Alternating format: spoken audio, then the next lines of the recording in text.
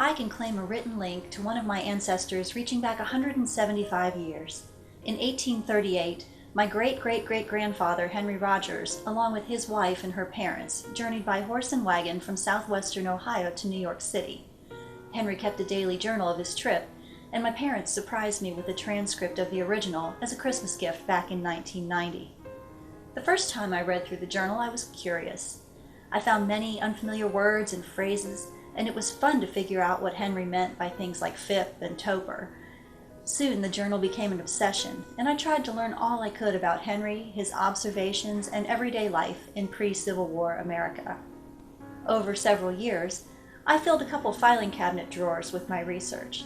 The information in the journal was so diverse, and as a historical document, I thought it might be of value and interest to others. I wanted to share Henry's story, and I wanted to supplement his journal with some of the additional information I'd collected to give the reader a context for understanding Henry's experiences and the times in which he lived. But something was missing from the story, and I wasn't sure what it was.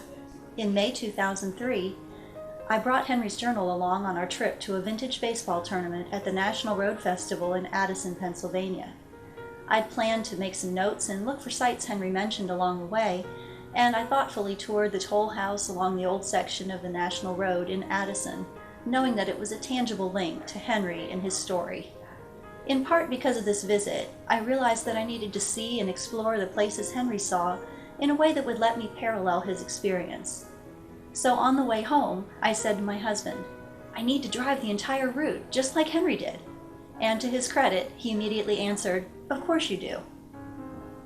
That summer, I traveled with my then 8-year-old daughter from Cincinnati to Leitersburg, Maryland. The following year, we picked up where we left off. We brought both current and reproduction maps of Ohio, Pennsylvania, and Maryland, notebooks, and a camera, and we kept a journal of our own trip along the way. When I was done retracing Henry's journey, it was time to weave our stories together.